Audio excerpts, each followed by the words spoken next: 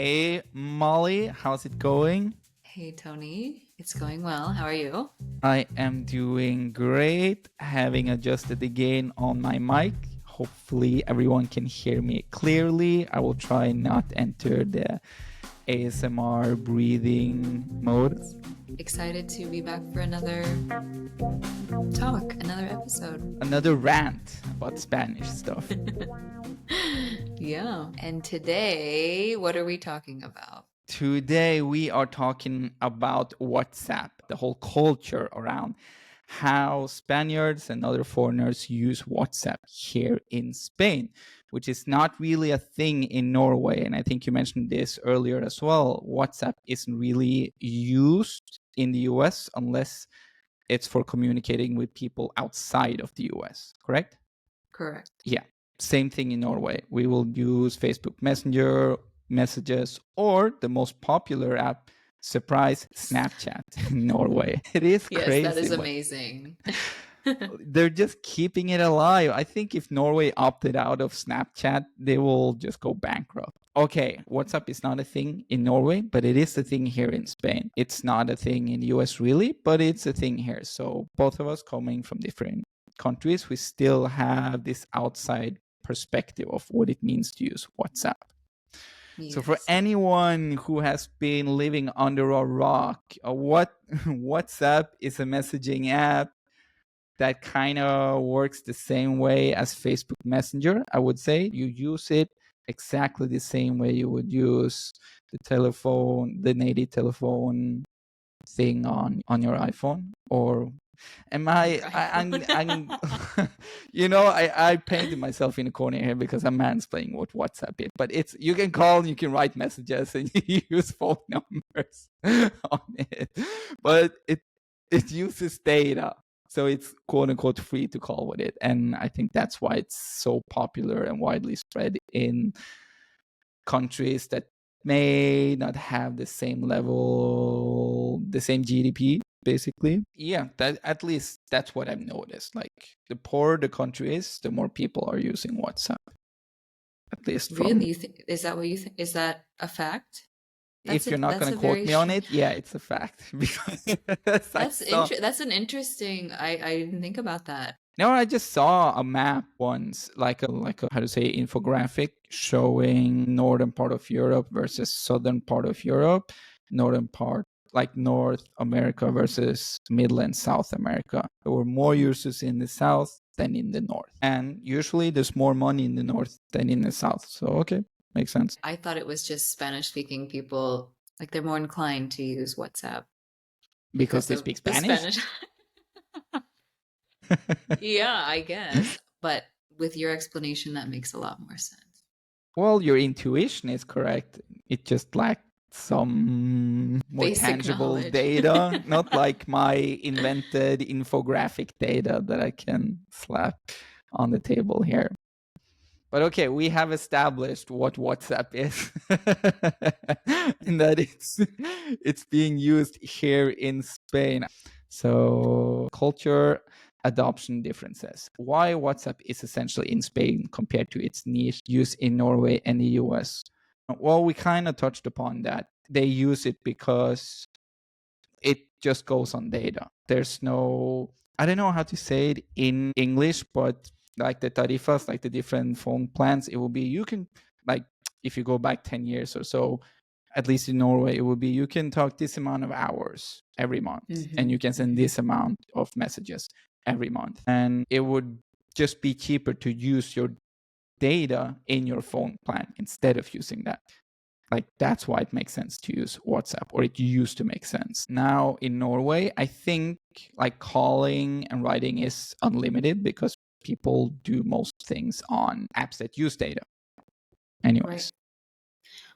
Well, that was going to be my point, is that in the US, almost all the plans are unlimited because it would be a crazy high bill every time. But it's true that here they do limit you, and that was surprising to me when I got my phone. I was like, wait, I don't have unlimited amount of calls. Like, how is that? And I wonder why it's like that.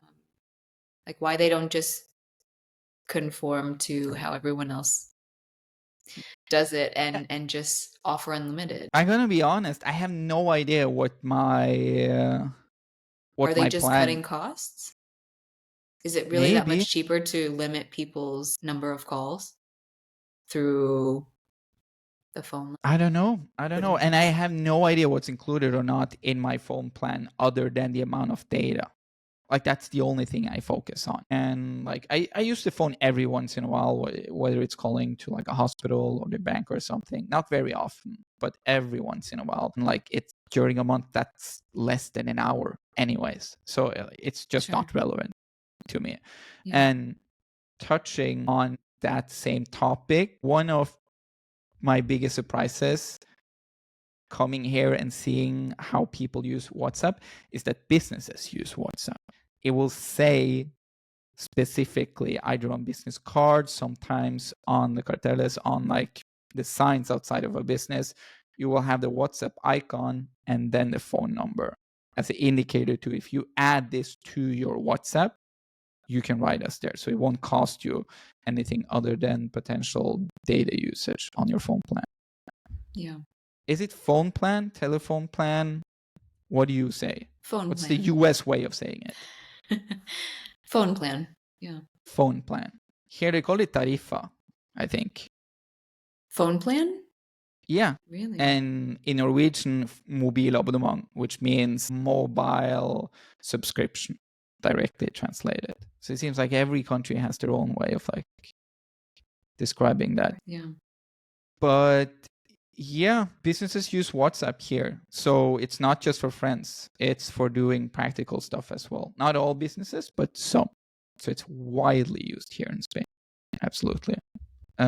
You were talking about you've never looked at your phone bill to like see the breakdown, but one time I did because I had a small charge and I asked my boyfriend why I got charged for this one call because I didn't go over my 20 number of calls that month.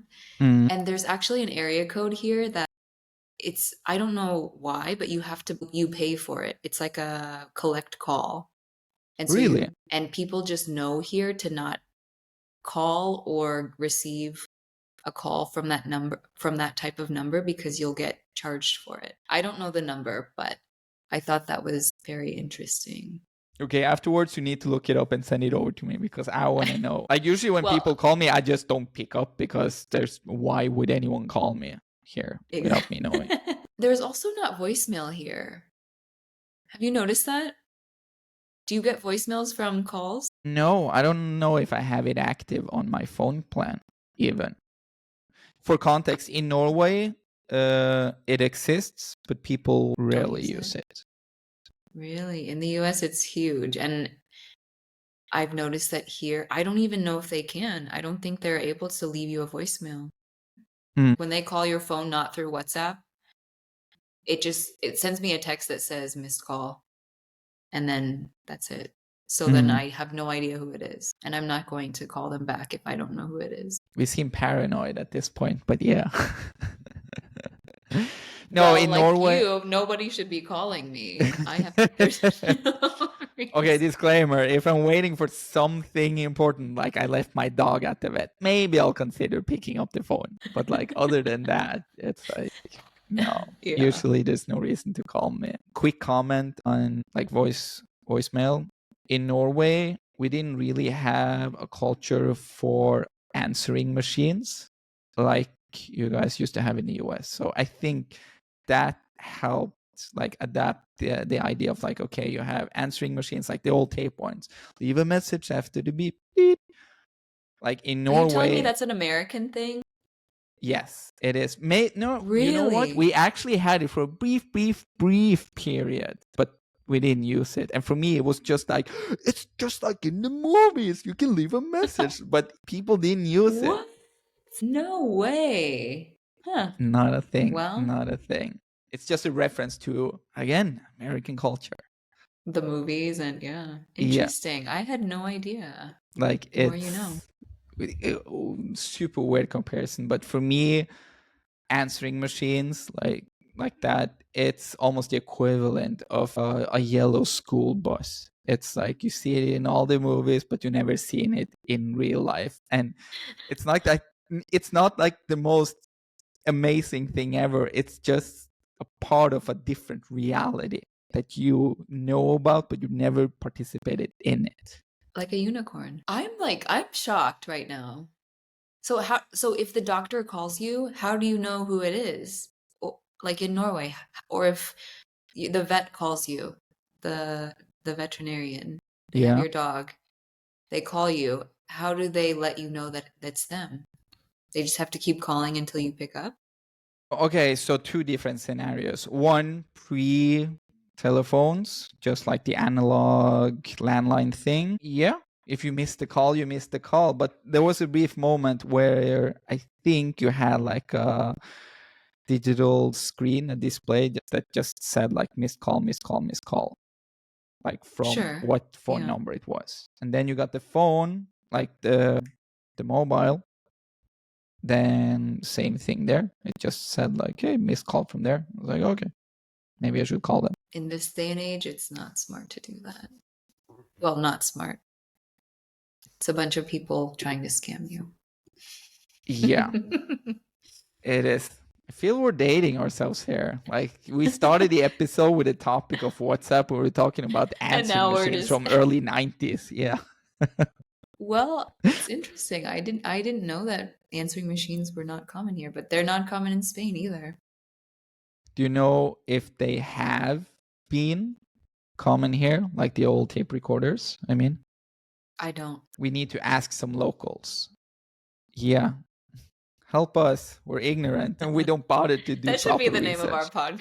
podcast. Yeah. There will be a working title later on. Okay, moving along. So, WhatsApp groups. And what do we mean by groups? It's a chat group. The pressure of being in multiple groups and the constant notifications and group dynamics, such as memes, inside jokes, and the etiquette of leaving a group. So, my first question to you, Molly, are you part of a WhatsApp group or WhatsApp Several. groups? Several. Against my own will. Against your own will. Does it Yes. help you in any way? And for context, is this work related? Is it friends? Is it family? And is it to stay in contact with people here or in the US or both? I have one group in WhatsApp that's with American people. It's a Mm-hmm. very small group. The people that are in it barely respond. I think people just don't check it in the US if they have it. And then I'm in a few here with Spanish people. I don't like it because I'm lost all the time and there are a lot of inside jokes and Mm-hmm. I don't understand a majority of what's being said. And then I just get overwhelmed and I just mute them. But do you ever use it as a learning platform? Meaning that you will look at either the inside jokes or maybe there's an expression that you don't quite understand. People use the slang. I know you use it too because I've seen it. Like instead of saying K, they put just the Q, or instead of por, you use the X, which for me, it's. Wait, what? You use the X instead of por? Yeah. I didn't know. That's new to me. I need to write it down. Have you seen people writing X? Not that I've noticed, to be honest, but hey, maybe that's like a Madrid hyper-local slang. I have a cousin who lives in Madrid, so I'm going to ask her about that. X equals por. Yeah. Or también is TBB. TBB. I've seen TB and TMB. I usually use TB. I think that was like the first short slang thing I used on WhatsApp, and I felt pretty amazing when I started using it. See, for me, I'm humble because I have to spell everything out with correct grammar, with the tilde, the accent marks correct. What? I just You feel add like that as well, the tilde? Yeah, because I just feel like I have to earn the right to use those shortcuts. And like learn the rules before you start breaking them. Exactly. That's probably the way to go. But what were we talking about? Oh yeah, WhatsApp groups. Yes, I'm in some, Hmm. and it's difficult for me to keep up. Hmm. And I think one of the main reasons is I just feel that the Spanish people, there's not this mindset of like, let me not just bombard people with all these messages that don't need to be sent to everyone in the group.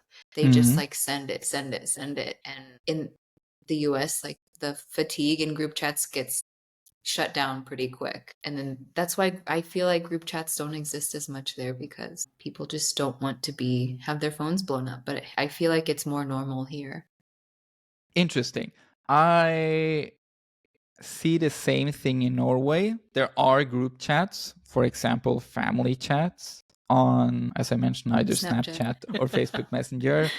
But Uh-huh. that's a very specific usage, a family chat. Yeah. Yeah. And the reason why I'm pointing it out is the bar is so low for creating a group chat here in Spain. And we're not just talking about a small friend group or a Facebook group. No, sorry, a WhatsApp group for people going to the same gym or the same hobby. But if it's someone's birthday, there will be a A WhatsApp brand group, new chat. Yeah. a Like brand new a chat. Yeah. specific for that day. Yeah. Yeah. And not only that, there will be an additional no, damn it. Without the person, Yeah, right? because they're planning a surprise or A there's gift or yeah. a gift. Exactly. Yes. And I'm trying to think what's like the smallest and weakest reason I've seen a WhatsApp group. Yeah, 3 people meeting to go to the movies one day. And then one of them creates a group just to like organize because they don't want to send a message to 2 people and they need to make sure that everyone arrives more or less at the same time in the same place. That will be like another group. Like, have you ever tried to go on your WhatsApp and go into a specific contact, a friend, and see how many group chats you have in common? In common? No, I didn't know you could do that. You can. And some people are good at opting out of a group when it's over. Let's say a birthday party group, they will just opt out. I usually don't do that because at the end of an event, often people will post photos from their phones on the group. And if I delete the group without having downloaded them, they're gone. So I just let it add up. It just accumulates on my WhatsApp. The back of my WhatsApp, it's getting pretty huge now. But Yeah. Or I you don't can mind. just archive, right? And then you don't have to see it. It doesn't notify you. And then, Archive. What do you mean? Archiving a group? Or yeah, you don't archive? when you say archive, do you mean like a backup? Like you sync it between No, your. What do you no. mean? Archive, like you take the conversation and you put it to a different screen that you don't have to see unless you click on the archives. Actually, I've seen the archive button, but it pops up by accident when I want to put it to Noledo. Like I haven't read a message that I accidentally read it, and I want to keep the notification blue sign there. And then every single time, for some You click reason, the archive. I click the archive, and it's like, no, I didn't mean to archive it. And I think it's because Instagram has the same direction when you're swiping a message. It will go to not read, but if I do the same on WhatsApp, it comes up as archived. It's the opposite. Maybe it's not. But there's another app I do it on as well. But the direction, it's from left to right, not right to left. So I do it by accident. Yeah. Now I do it all the time. you do it all the time. I guess that's just my personality. Okay, anyway, are you in group chats? How many group chats am I in? Is there a way to see? No, but I just hit the group. Okay, I can't see the numbers, but I had hit group now on WhatsApp and I can scroll quite a bit. There's an insane amount of groups here. Again, I'm not opting out after I've gone to the movies or celebrated a birthday or done whatever random thing in group setting. No, I just keep all of them. What I do uh, is if there's a group that I want to stay a part of, but I don't want to leave it because, okay, example, I am in a couple of dance groups for people taking dancing classes or going to socials. There's some people, they post a lot of events and updates in those groups. I have not been dancing for the last 6 months or so. I'm planning to go back at a point. I want to stay in those groups, but I don't want to see everything. So I just mute them. And like once a week, I just open up, scroll down so it's red, and then I opt out. So yes, I'm in a lot of groups and too many groups. I just wrote like a niche topic on the subject of groups. So there is a group for people who go to the same co-working space as me, a group that's separate from the quote unquote official group. Let's say I bring a cake one day and I can just post like a quick update. Hey, cake in the kitchen, help yourself. Separate from this is another group, not created by the co-working employees, but from someone who's really social at the co-working. So there will not be updates related to office hours and stuff like that, but still stuff that's related with people who chooses to hang out at the co-working. So it's like a vague friend-ish group, you could say, that started out as a really small friend group, and then it just grew and grew and grew and grew. What has happened twice is that when that group grows too big, let's say there's 40 people there and 30 of them are not active, they're just there reading stuff every once in a while, people will create a new group where the most active people are added. And because they want to keep things, how do I say, keep things fresh. Yeah, let's put it like that. But a year goes by or two, and that group slowly grows up to be new 40 people. Mm-hmm. The cycle repeats itself. I've gone through that process twice now with the co-working. Where you made the cut? I actually did, yeah. I made the cut. I think it's because I bring cake every once in a while to the co-working. They're like, let's keep this guy in. Yeah, I'm the pleaser. I'm like, please like me. And they're like, hey, I will like you. Like, just bring cake and you'll be fine. You're in. Yeah. That group hasn't grown yet. Let's see if it keeps growing. But this latest group was specifically created with the intention of writing about social activities, not just memes and stuff, but it's like this group is for, hey, does anyone want to meet up for drink, go to a tapas place, go to the movies. It's like one group where relevant information for social activities doesn't get lost between all the inside jokes and the memes and the buenos dias. Yeah. So instead of just sending a message saying, if you're not interested, feel free to opt out, they just totally abandoned that group and went to the new one? Yeah. Because some people, they want to be in the group, but they don't want to do anything. They're the watchers, you know? They're spies. They just keep looking up what other people are doing, and then that's me, Tony. That's you. You would make the cut then. I'm sorry. Right, I would not make the cut. No. I'm more of an observer.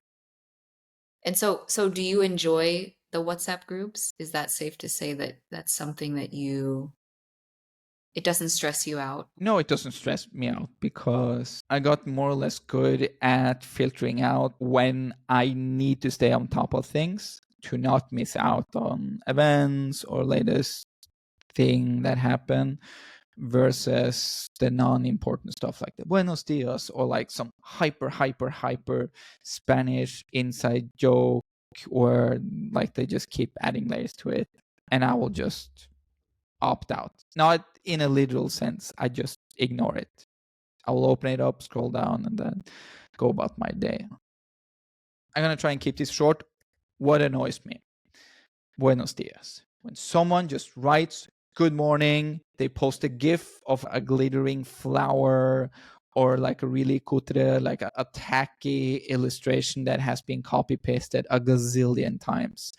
That annoys me. It does not annoy me when Are it's. you with abuelas or like who is in your group chats? Because I Yeah, I'm feel like giving some context now. So this is not a friend group. What I'm specifically okay. referring to is if you have a group for the dancing people, it's Uh-huh. about dancing things, and then Sure. someone spams it with buenos dias. I get annoyed. I get annoyed because this is not the group to do it. But Yeah. then it's like the most first world problem in this world, because I need to remind myself some of the people I have observed in the dancing community in real life and in the groups. And my impression is that some of them don't have many social venues. They don't have a lot of places where they can meet up, and someone will give them a hug, remember the name, ask how things are going. Places where they feel seen, they're part of something. So I get why they will use some of these WhatsApp groups that are not meant for being like friends. It will be like the hope you have a nice day, que tengas un buen día. And the first 3 seconds, I'm like, stop it. This is spam. I don't want this. And then I'm reminded like the small inconvenience for me might mean the world to them. So then I ignore it and go about my day. That's very kind of you. How do you feel about the buenos dias? Do you get a lot of buenos dias in your groups? No. In the group chat that we have in common, yes. Mm-hmm. Which was shut down, which I thought was hilarious. But no, no. In the groups that I'm in, people are a little bit more polite in that way. Yeah. As far as saying nothing, absolutely nothing. There are like people saying, do you want to go do this? And clearly nobody wants to. Mm, Or there are nonsense texts, but never just buenos dias. That's crazy. yeah. And it comes from a good place. Like they don't say buenos dias to be annoying, like it's just meant as a buenos dias. But hey, Mm, people can be annoying without the intention of being annoying. sure. Yeah. That's true annoyance. But okay, Let's keep next. going. Okay, so on WhatsApp, for people who don't know, there's a function of having stickers. What is a sticker? Think of it as a GIF. It's not a photo that you're pulling from your photo album on your phone, but it's a different submenu. Either you go online, you look it up, and then you have it at your disposal to quickly paste in as a message, or you have it in your favorite folder. Why is stickers a thing? The way I see stickers, and again, I'm comparing it to a GIF, but it has a visual layout. Like it actually looks like a sticker. Someone cut it out. It has glue, and then you just stick it in there.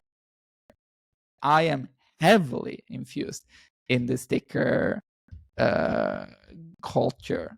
And the best stickers are not the nice ones that you find online. And they kind of look like they're asking a question or like they're inviting you in. Maybe that can be used in the future in the group for asking, like, hey, do you want to have a drink? And then it's just like almost like an inside joke. And sometimes I will make stickers and just use it with one person because it was a photo of them and it's funny, but it's like semi inappropriate to send it to others. So like I will send it to the relevant person, but I won't share it with the rest of the world. Sure. So it's kind of like making a meme of somebody, but a little bit more lighthearted, would you say? Kinda, yeah. Because making a meme of someone is pretty, it's kind of rude. Or not It rude, it's is. very strong. It is. It is. Like I'm trying to find good, relevant talking points to really describe the core of why the sticker culture exists. And I think you hit a nerve there because you can almost make a meme of someone, but it's a sticker that you send in a group, meaning that the only way to see it is either open that group chat or to see it in your favorites. And are you saying that stickers are mostly used in groups, or can you send stickers to individuals? You can send it to Or do you? individuals as well, but it's more typical in groups because it has like a flair of humor to it. Well, I think that stickers are for me, stickers, like even the word is just like, it reminds me of my childhood. It's like more of a nostalgic thing. GIFs are so, well, maybe not relevant now, but they're so internet age, you know? Stickers are like when you're kids and before Facebook, before WhatsApp, before Instagram. Maybe it's just something that, because of the name and because of like the concept of it, it makes people like us who are a little bit older. What do you mean old? Older. It makes us think about, it makes us nostalgic. Yeah, nostalgic, but it still has its place in this world.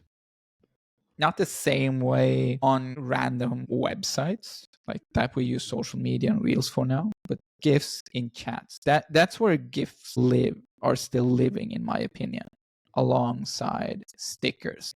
Probably the best way to describe the difference of using stickers and GIFs. Stickers, you either made them yourself or you found them in a group chat. You can't look them up. Either you have them or you don't. GIFs, you can There's look a them up on library. yeah, it's the Yeah. same with like Facebook chats. I think I saw even LinkedIn has the feature of looking up GIFs now, like the tenor GIFs library. You just search for it and you find it there.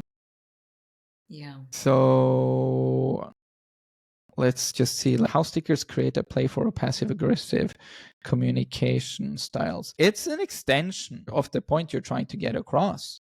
It's just like a visual added layer to the point you want to get across. Over communication. Spaniards' tendency to send multiple short messages rather than one long one. What is up with that? Why is that a thing? It's not a thing in Norway, and I have an opinion why, but I want to hear if you have one. I don't know that it's a Spanish thing.